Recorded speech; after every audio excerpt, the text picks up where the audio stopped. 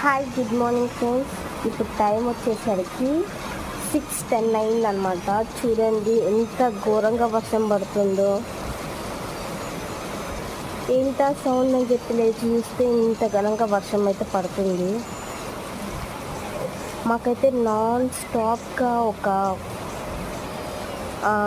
4-5 days నుంచి అయితే వర్షం పడుతూనే ఉంది నాన్ స్టాప్గా.